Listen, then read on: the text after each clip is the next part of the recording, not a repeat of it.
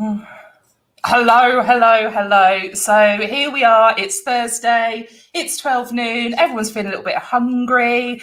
But rather than let the Green Umbrella team disappear off and grab a sandwich, we're going to go live for about 45 minutes to an hour for you for the Green Umbrella live lunch. And is this the week? Is this the week we started this last year? Not quite. This is number 52. Okay, so next week is would the whole be the actual anniversary. Wow. That's cool. That's cool. So since we started doing this, we've had some weeks where it's just us and we're talking about the latest social media news, and other weeks we've brought guests on, and I'm really, really pleased to have Heidi Marke join us today. So Heidi is someone that I met literally like a week, 2 weeks, I think, before we went into lockdown. So one of those, I think everyone's got relationships with people that they've developed through lockdown and they kind of didn't know them previously. So Heidi's one of those people for me.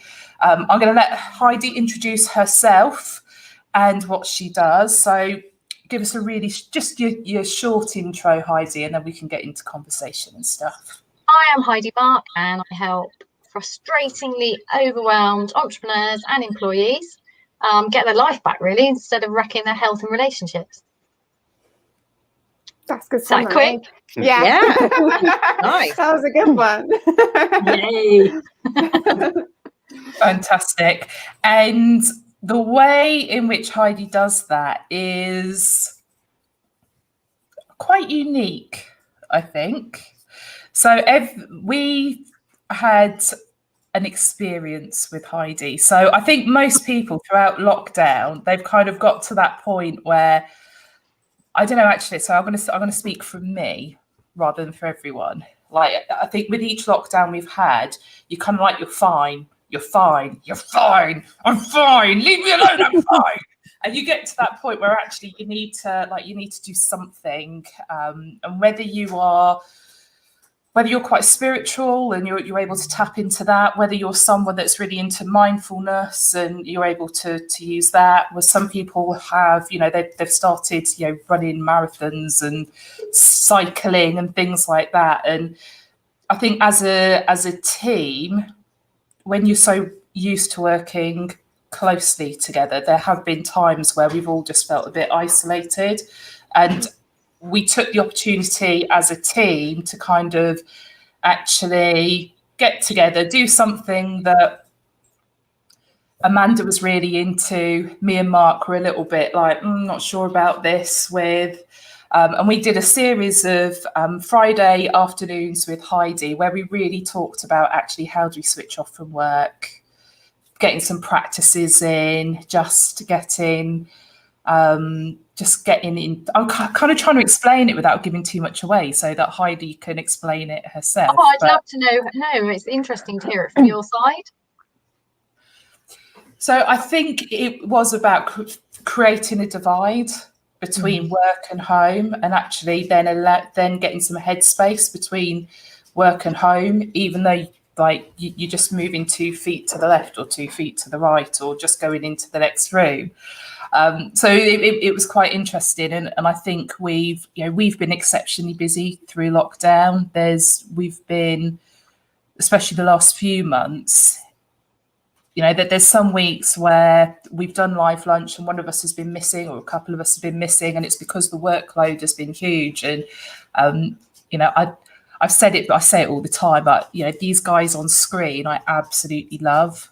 I absolutely love, and we wouldn't have a business if it wasn't for the way that Jane makes sure everything keeps going in the background. Emily makes sure that the extended team are always aware of what they need to be doing, making sure it's happening, making sure we're delivering.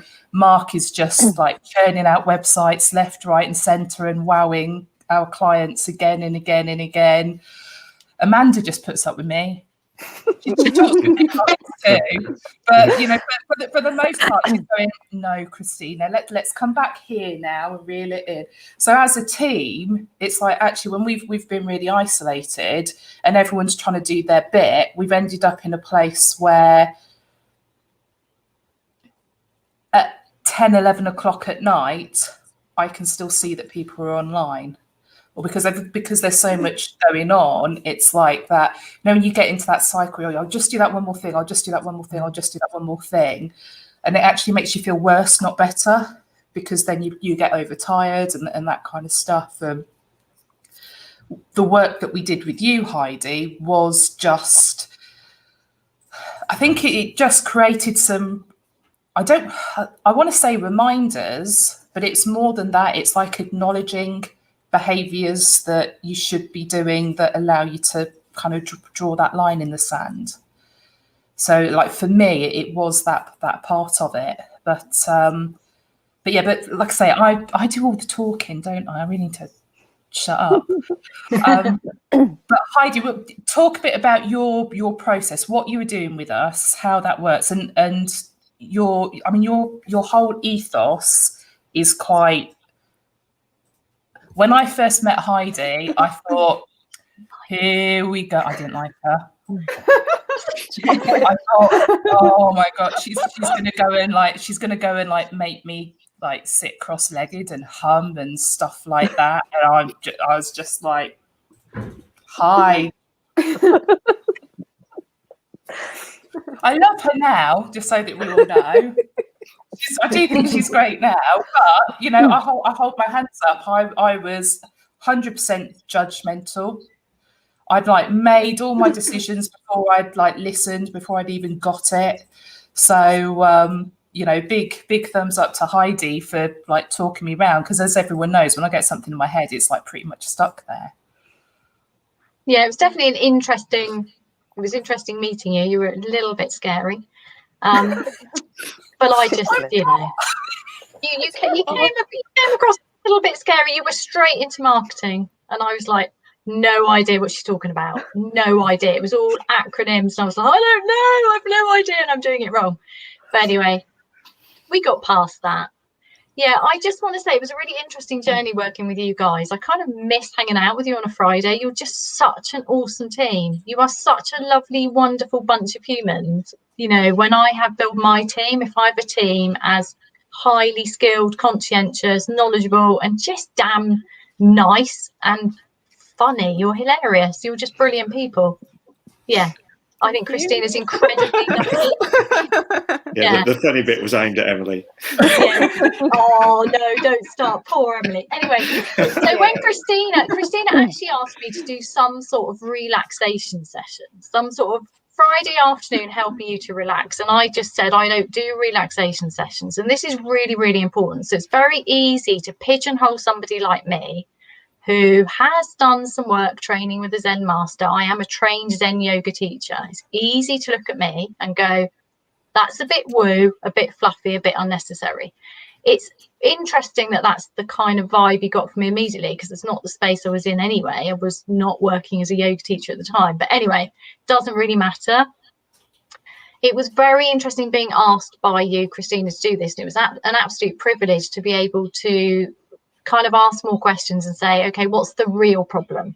Because what really makes me quite frustrated and angry with kind of well-being initiatives is this add-on.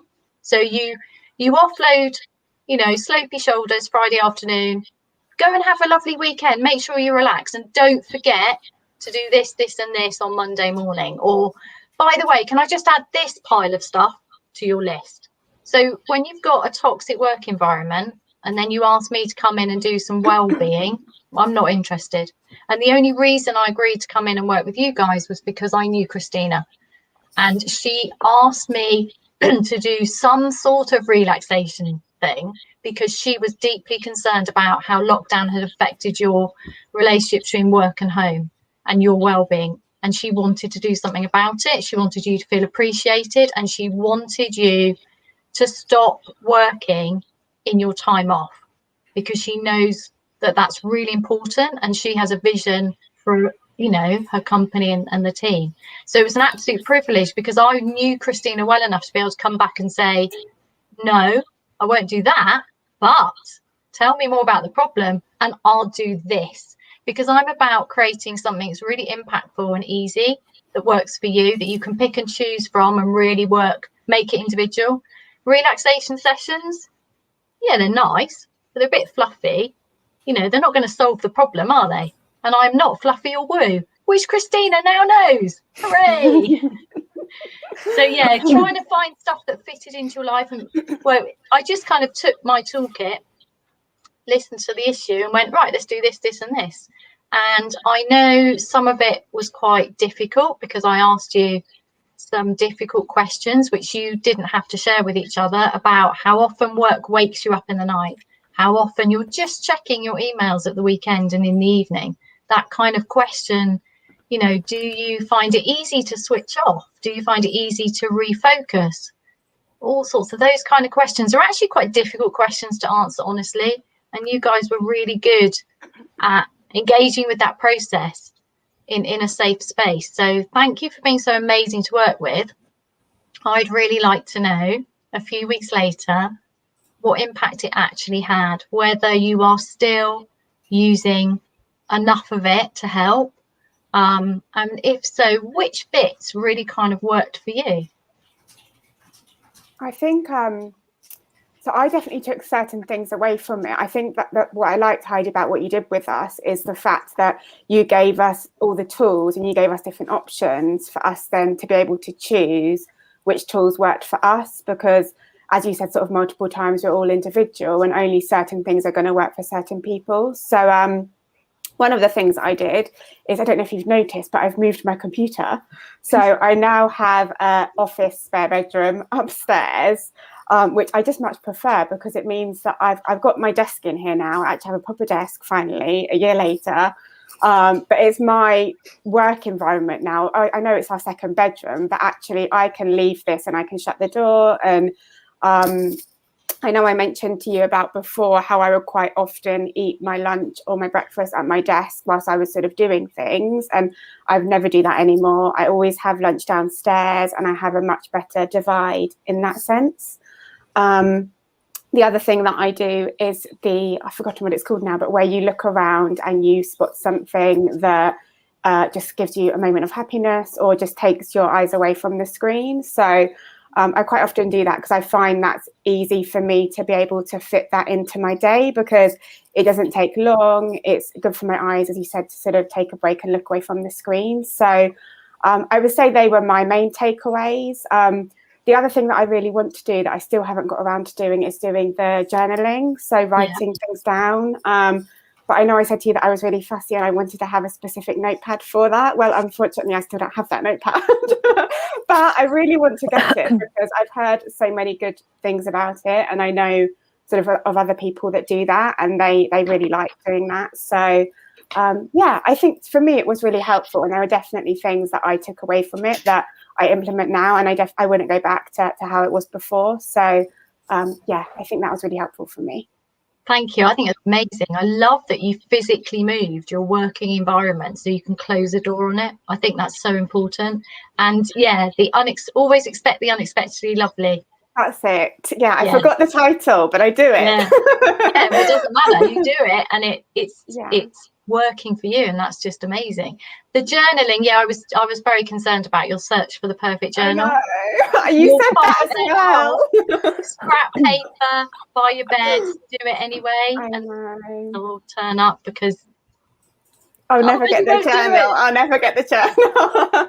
I know. Maybe I'll try that instead. It's just my perfectionism saying I need a specific journal for that, but you really don't. I need to let that go, I think. Start with any notebook. Just start with any notebook, and then you can continue with your quest and carry on when you found the perfect notebook, but just start with anyone. Yeah, true. I should do that. Okay, I'll take this on board. So Emily touched on quite a few different things there that you kind of sort of taught us as practices. And, you know, one of the things was it's almost like having rituals at the end of your day. And in our sessions, I shared the fact that, you know, when I leave at night and I turn the lights off, and it's just kind of like the lights go off in the office, and that needs to be the line. And it's really funny because now it's like the lights go off and I kind of think of you, Heidi. And then as I'm walking to the car, it's like, so Heidi does these little audios that are, they're not like I guess they are kind of a meditation audio, but for me, I don't know, I don't. It's like you just listen to Heidi's voice, but some of them are they're like a minute long or 30 seconds or whatever. But literally, as I'm walking from the door here to the car, it's like I've got Heidi's voice in my head. I actually don't need the audio, and it's just like feel your feet on the ground, and it's like those are the words. And I'm in the lift going down to the car park or walking down the stairs if I'm walking out the front, and it's like it's just that sentence in my head, and it's really bizarre the difference it makes, just having that moment of like disconnect from one world to the next. I love that, firstly because I love the fact you were so resistant to my work, and now my voice is in your head, and you know that's just hilarious and brilliant. Absolutely. And also secondly, what you're saying about it's meditation, it's not meditation, I love that, because that's the point to me. I'm breaking all the rules. I'm saying you haven't got time to go and sit on a cushion, or you don't want to, but the benefits from learning to control your attention, reset your nervous system, get your life back from the chaos in your head. You know, why can't everyone have that in 1 minute a day with the 1 minute mark? Because it works. And it is hilarious what you said, like you don't need the audio because my voice, so many people tell me that, and to start with I was like, that's a bit weird, they've got my voice in their head, and now I'm like, no, good for them. You know, so many people say, oh, I couldn't get sleep last night, and then I just heard your voice and then I went to sleep. I'm like, okay, brilliant, how did that happen? But you know, it's the online space. It's hard not to take that the wrong way, though, isn't it? No. I heard your voice and I fell asleep. As long as we don't all fall asleep now. That voice. It's not this voice. It's that voice on the audio. It's like, it's not me, you know? Weird. Brilliant. I love that. I'm just laughing at how we met and where you are now. It's just brilliant. Don't get me wrong. I still couldn't see me going off for a weekend doing, you know, like a yoga retreat or anything like that. But it's that, like I said, what you do I think is easily construed as being that kind of stuff, because that's the only frame of reference. Yeah, but it's so not that kind of stuff. First of all, I'm not running yoga retreats. I've got no intention to run. I've got no interest.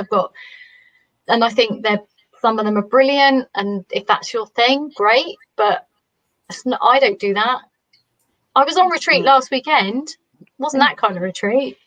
People kept going, oh, you were on retreat last week, are you really like relaxed now? I said it wasn't relaxing. It was space for me, but it wasn't relaxing. So yeah, I love that you're getting it. That is not what I do. What I do is take the benefits and the evidence-based science of it and go, you've got 1 minute, just do this now. Or you've got, how long's the unexpectedly lovely thing take you, Emily? Not long. It depends how long it takes me to find something that's lovely. But it's usually not long. I don't know.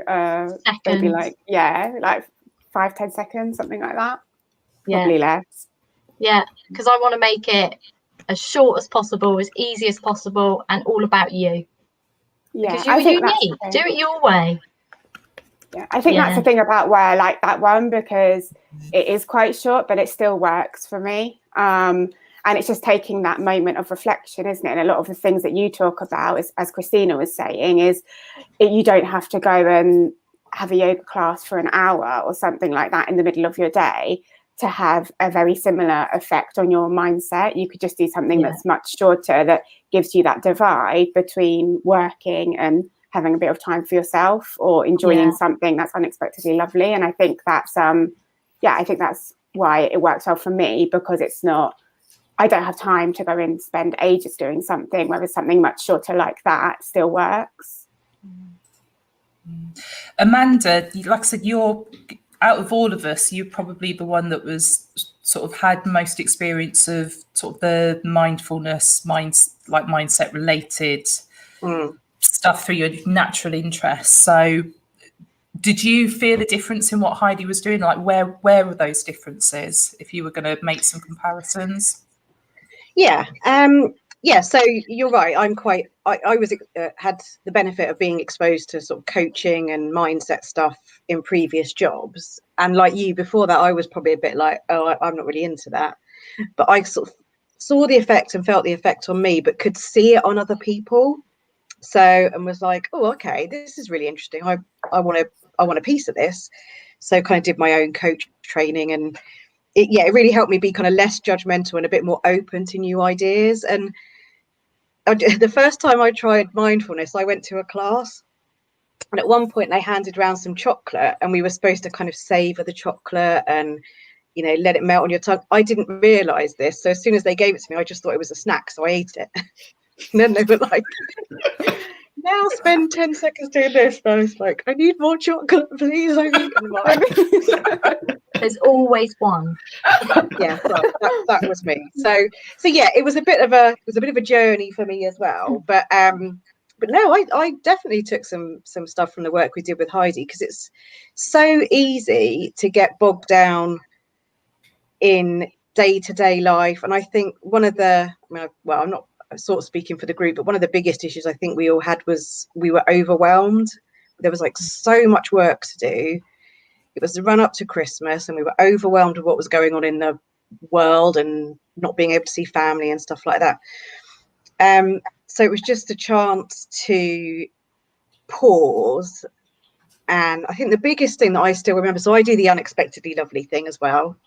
Or I'll just take time to notice. So sometimes it might be I'm not looking for it, but something will happen, and I've sort of reframed my narrative to go, well, that was unexpectedly lovely. So, which is kind of gives me a bit of an appreciation for it. But when you talk to us about how to switch off at the end of the week, and you have the choice to put your work down or pick it up, but it was the fact that you were talking to us and saying you will never finish your work. If your work was finished, if you got to a point where everything was done, you probably wouldn't have a job to go back to the next day. And it seems so blindingly obvious when you say it out loud, but it was so, you know, I think we were all in the kind of, oh, we'll just do that, like you said, Christina, one more thing, I'll just do that thing, tick it off the list.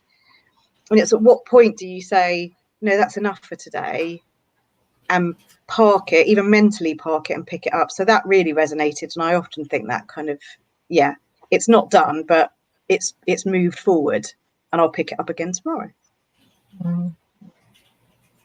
Yeah, there's no pot of ease at the end of your to-do list. And if you keep just getting stuff done, you just rock up at the end of your life going, yeah, I got my list done. Didn't. You know, is that how we want to spend our lives? Honestly, we're all just running around getting stuff done. It's like, why? It's like we're working. It's all the wrong way around, isn't it? Is your work supporting your life, or are you just living to get stuff done? And it's not just work, is it? It's life admin, other people, you know, the pressures of we ought to be more, we ought to be fitter, we ought to be a better dog owner, we ought to be better this, better that. It's like, for God's sake, can't we just live? When do we get to that point that we were promised at school where you work really hard and then you get to? Like, where's that bit where we all go, yeah, I got here? It doesn't exist. You have to make it in the moment. And I think that, I don't know if any of you are doing the pause to celebrate when you've completed a task, or you've, like, at the end of the day, just going, that feels really nice. I did that, even if it's tiny. Just that pausing and going, look how far I've come. Yeah, because it's never finishing. Yeah, that's the bit I think that I'm really taking, is that it might not be finished, but it's further ahead than it was an hour ago even, or that morning, or it's just that taking time to reflect. You think kind of, wow, look how much we've done since, you know, the fact that, look, since this time last year when no one knew what was happening, we've done 52 live lunches, when at first we were all going, what the hell are we going to talk about? It's crazy. It's all progress. Yeah, it is. Yeah, tiny steps. So, Mark, come on then, be honest. I mean, obviously, yeah, I'm not perhaps in the same way taking the same things as some of you guys, but probably the thing that has helped me is thinking about the way I do my to-do list. So instead of although I was looking at today's and thinking, no, I haven't actually done it right today.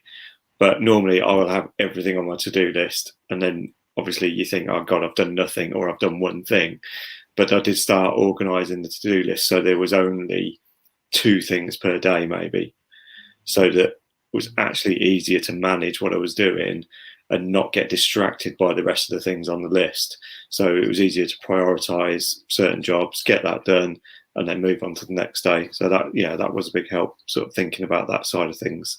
Perhaps I'm a bit more practical.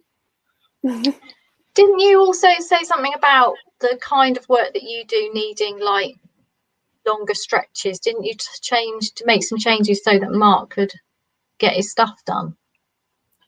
Yeah, when, something that on some of the days when I was really busy, then I did shut myself off. yeah, Thankfully, I've calmed down a little bit now.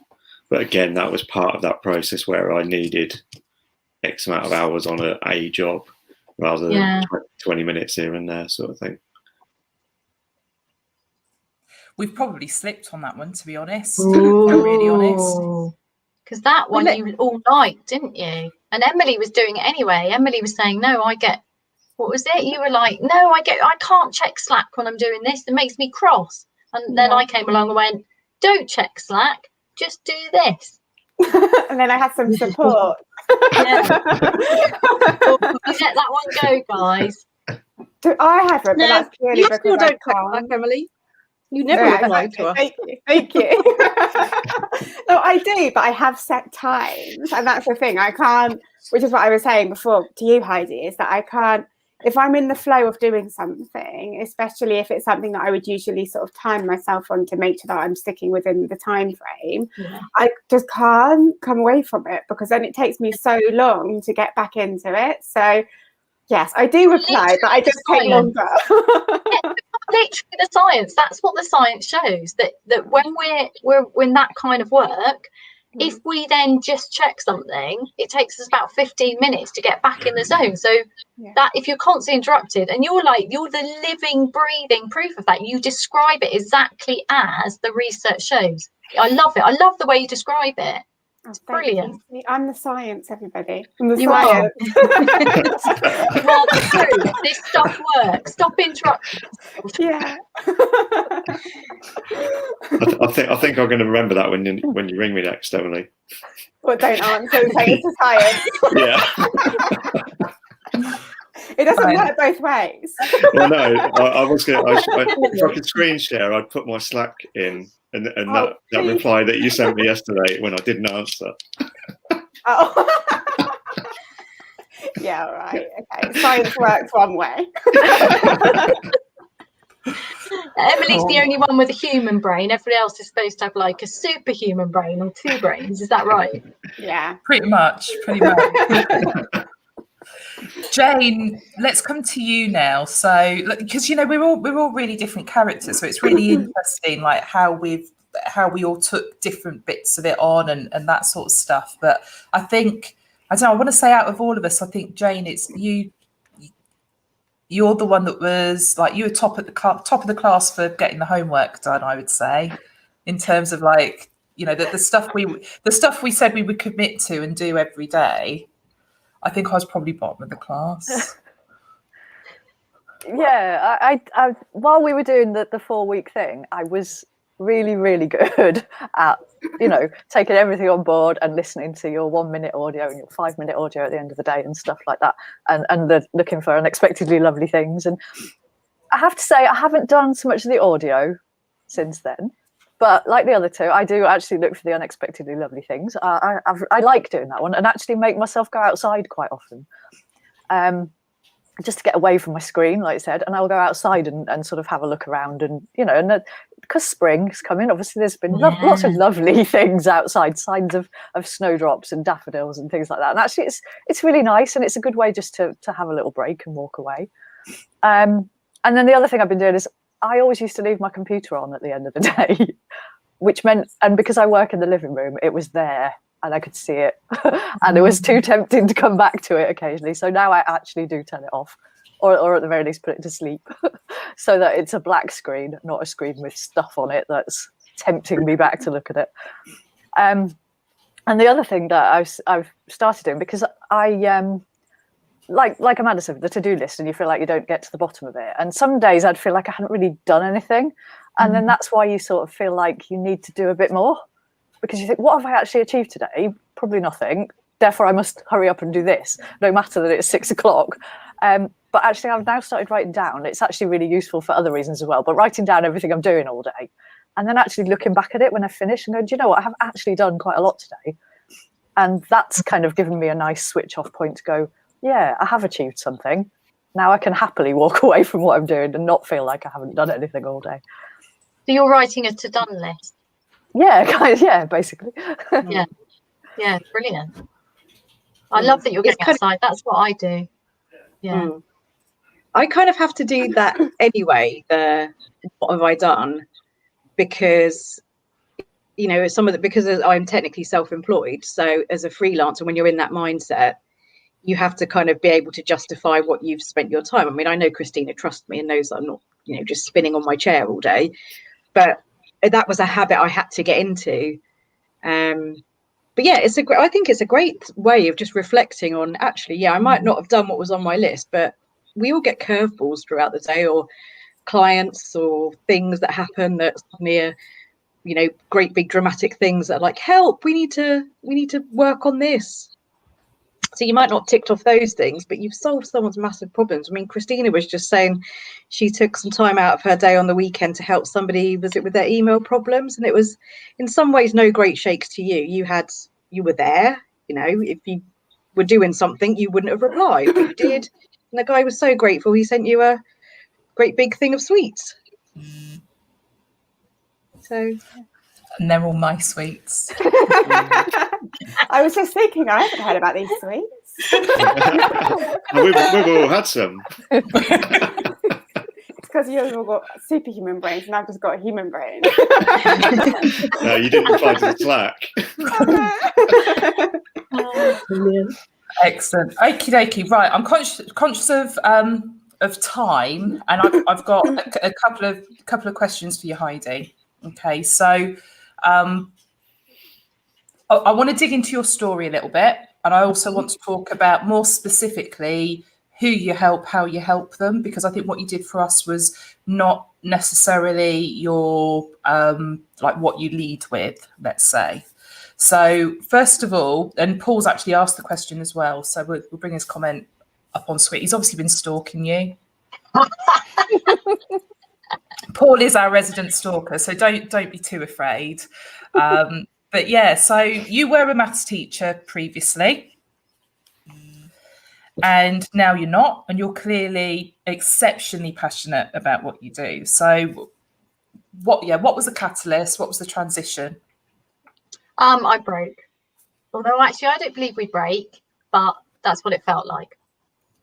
So actually, before I was a maths teacher, I was a bit of a hippie single mum. I refused to play the game because I thought it was a load of crap. You know, work really hard, burn yourself out, don't have a life.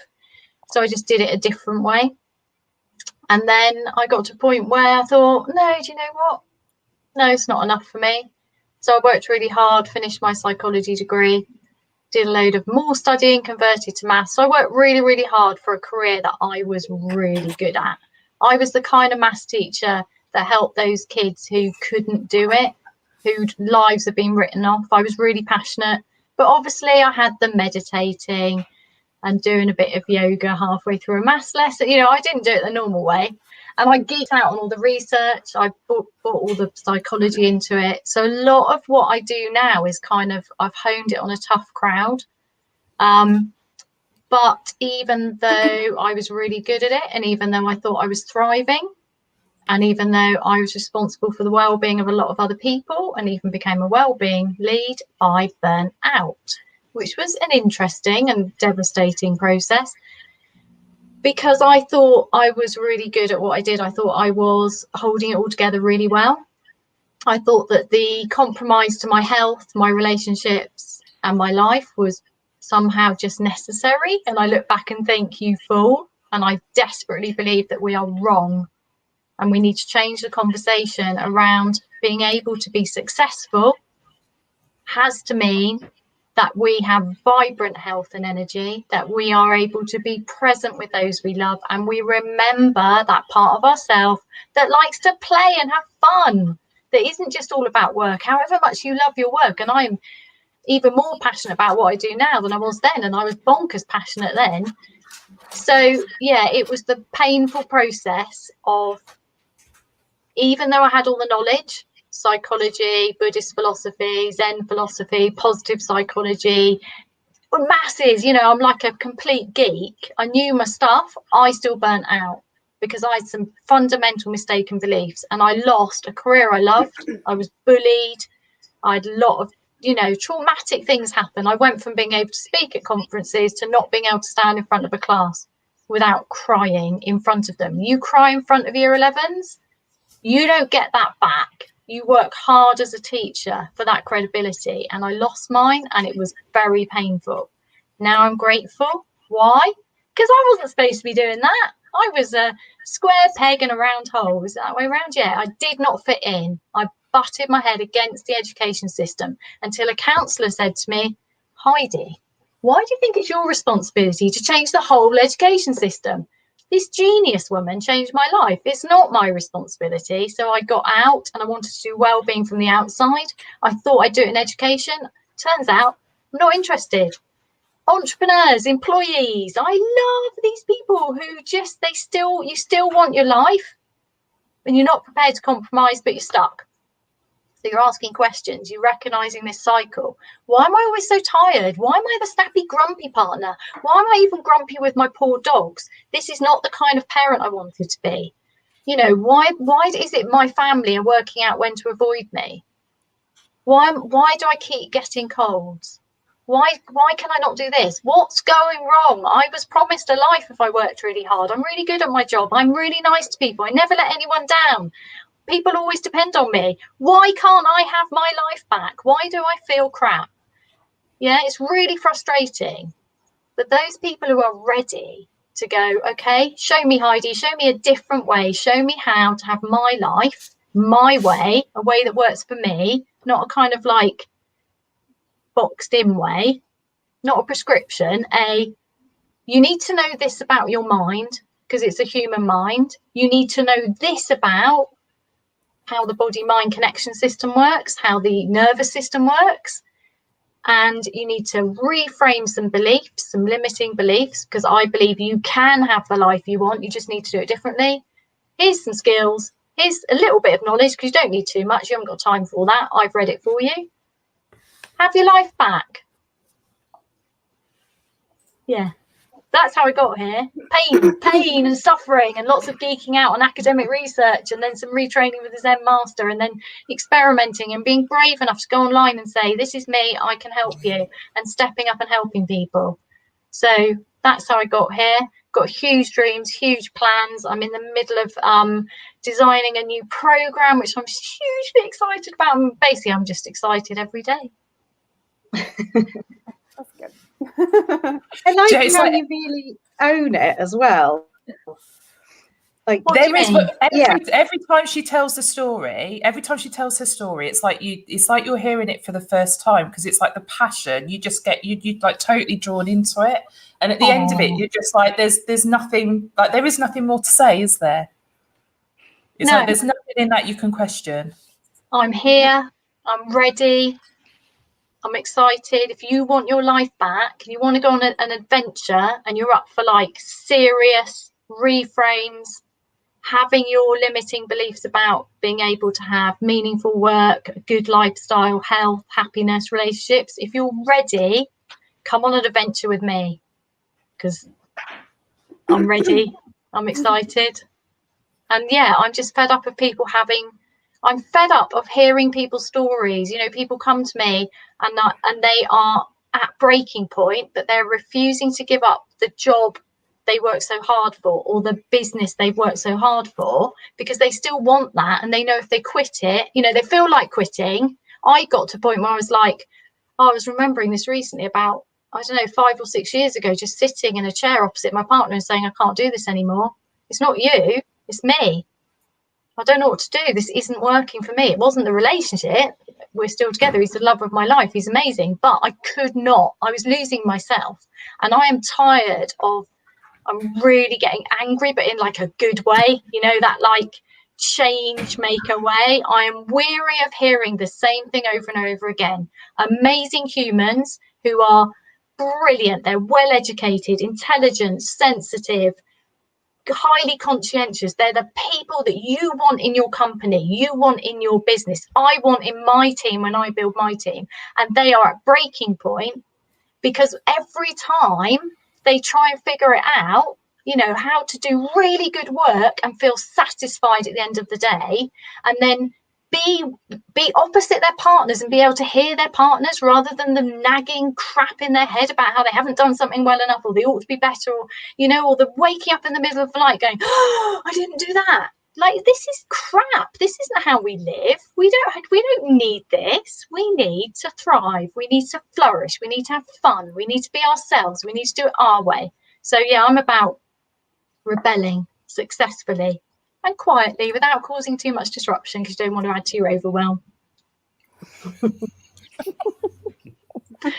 And make it as easy as fun as possible. I love hearing how you said what I taught you was easy and you made it work for you, because that's what I'm about.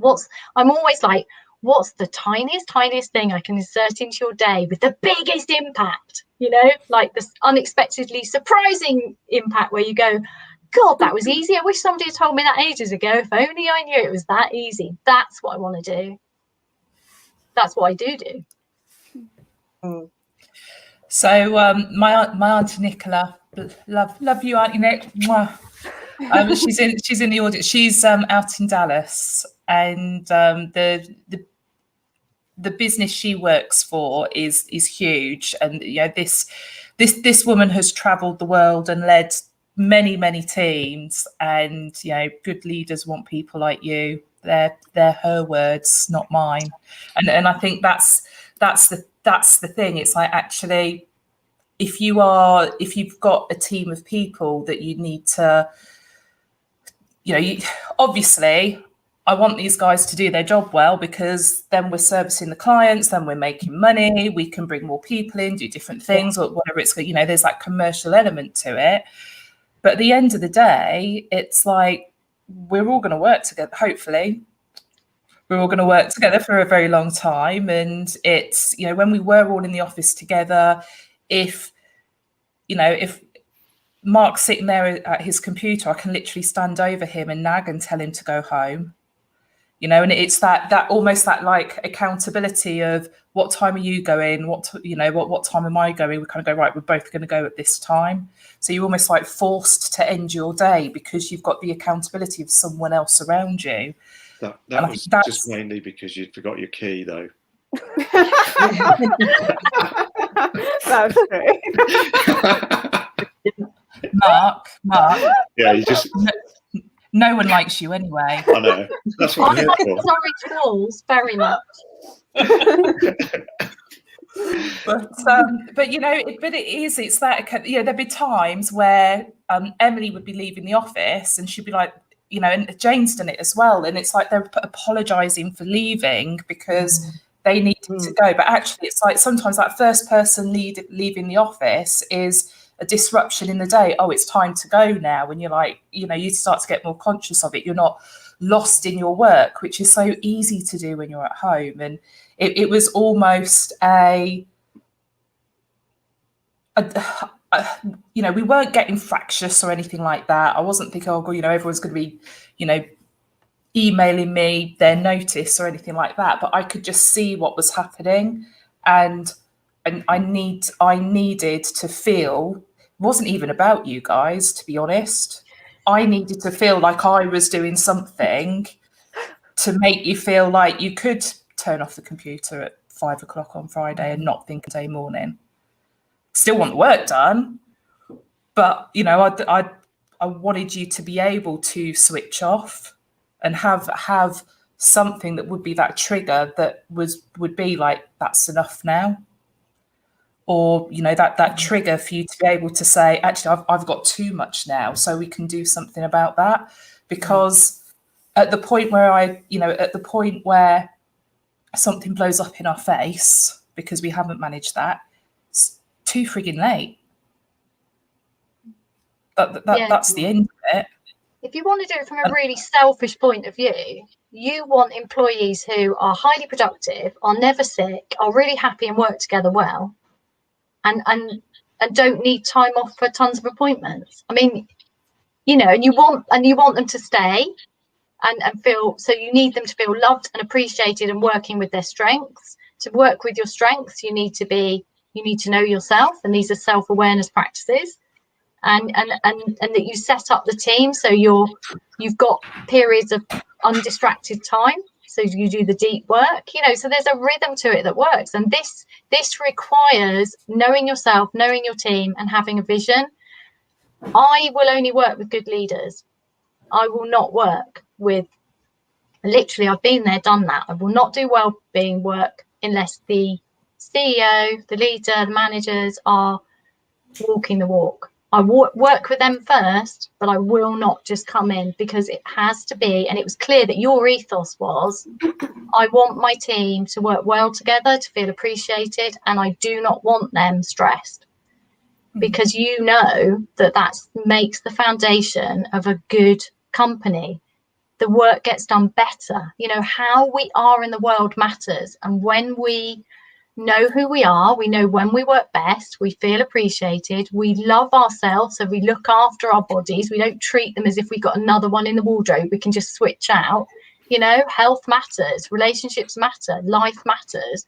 When you get that sorted, your clients are going to get better work, and they're going to feel better, because the way you talk to them will be better.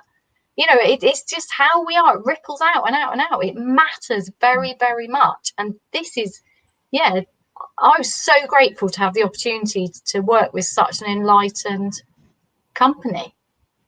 Literally. Yeah. Because most people don't do this kind of work. It just makes sense, I think.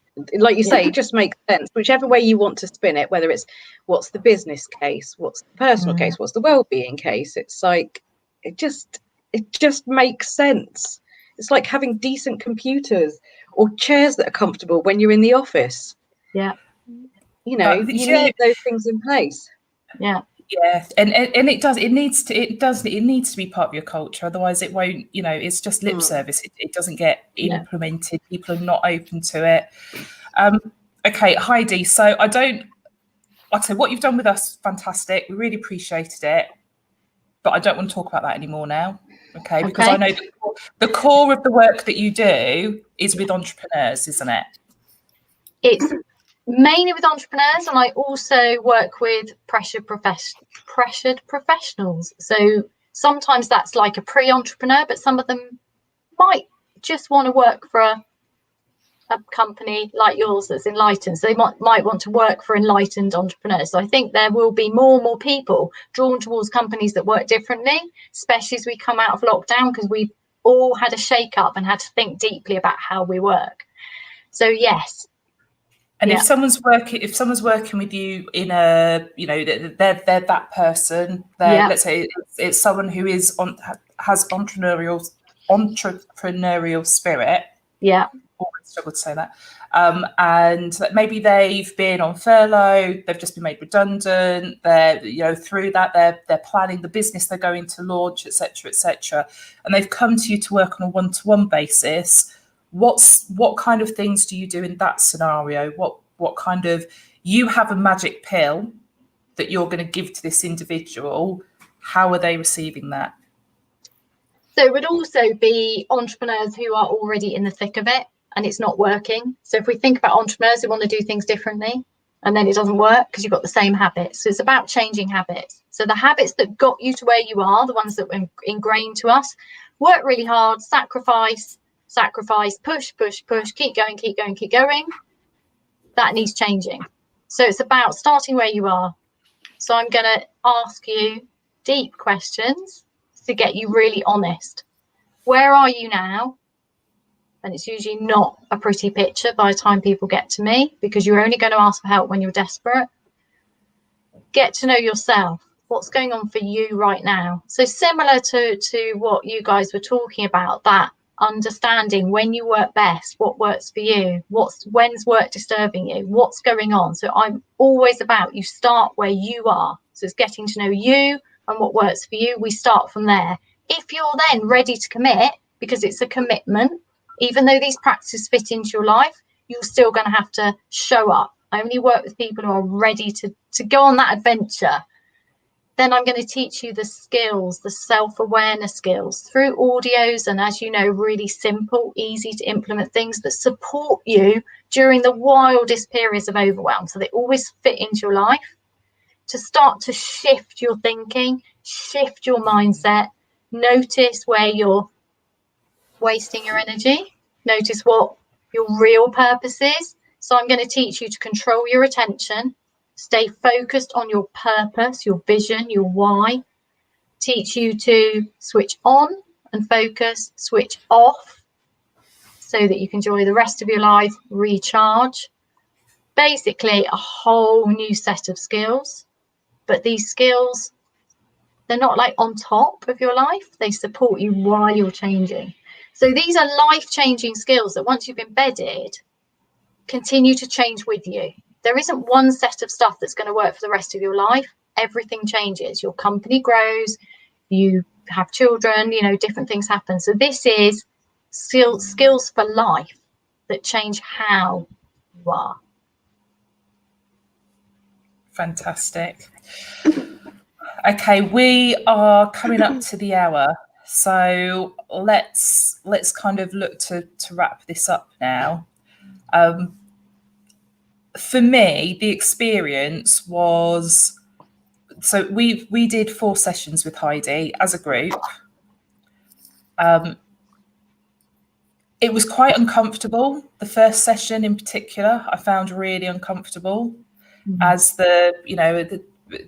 because of the structure of the business. And I was thinking, questions Heidi were asking were difficult questions. And I was thinking, I'm not sure I do want Jane's answer to that question. I'm not sure I do want to know what Mark thinks about that thing. So it was uncomfortable.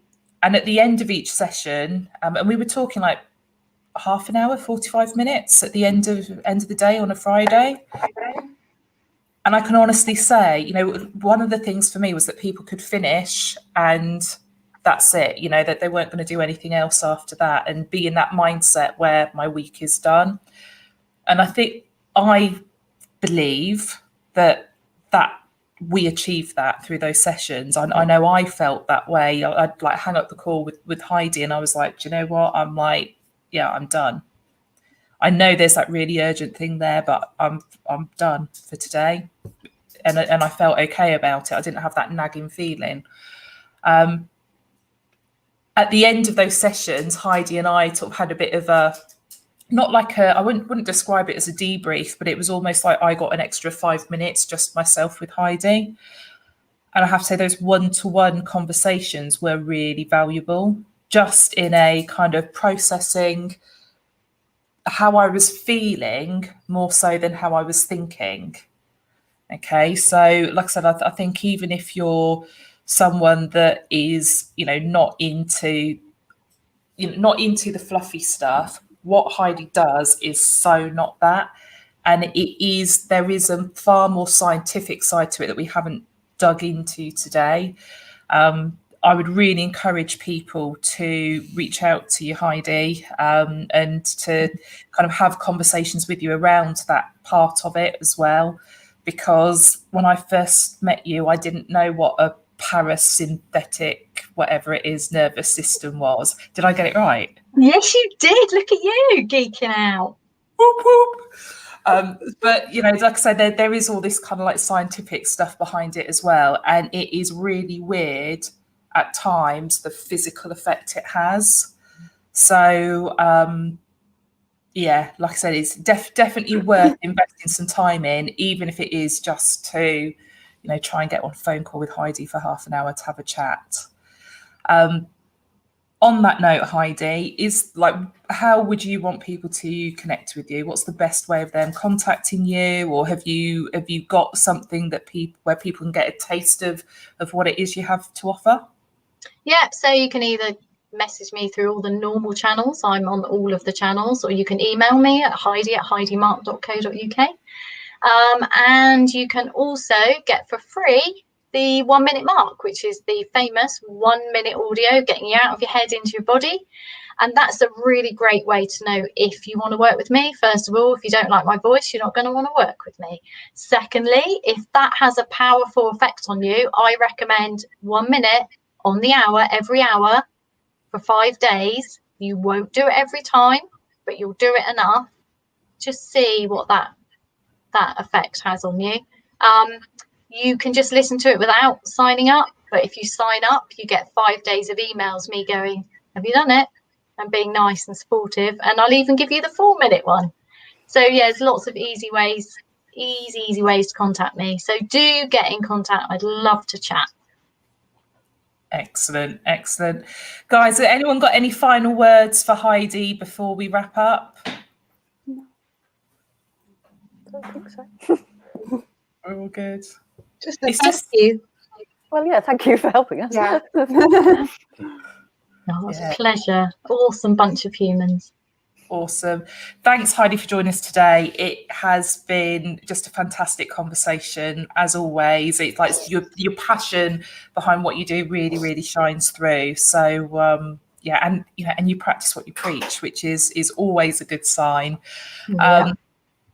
But we'll wrap it up there. Thanks, everyone, for joining us. We will be back next year. Next week. I'm getting distracted because something's tickling the end of my nose. I'm like, am I going to sneeze live on Facebook and LinkedIn and everything, or what? But yeah, so what are we doing next Thursday, 12 o'clock? We'll be back live on Facebook, YouTube, my LinkedIn, and it will be, we should have planned, we need to plan something. What we're going to do, it's like a whole year of us. Yeah. Well, you just sharing restarted the whole year, ourselves. didn't you? You've made the calendar you said next year, so our calendar is now Green Umbrella Marketing Calendar starts next week. Yeah. That's it. The Green Umbrella Marketing Calendar starts next week, Thursday at 12. It does actually, because the new planners will be available next week on our website. There you go. Fantastic. Awesome. Right, do you know, like, I've really buggered this up now, haven't I? And I'm feeling, or like my head's all over, you can see, like, I'm getting flushed, getting a little rash and everything from the stress. But on that note, I'm going to wave. Emily's like, everyone needs to wave. Let me take this photo and we can go. See you next week, everyone. Thank you.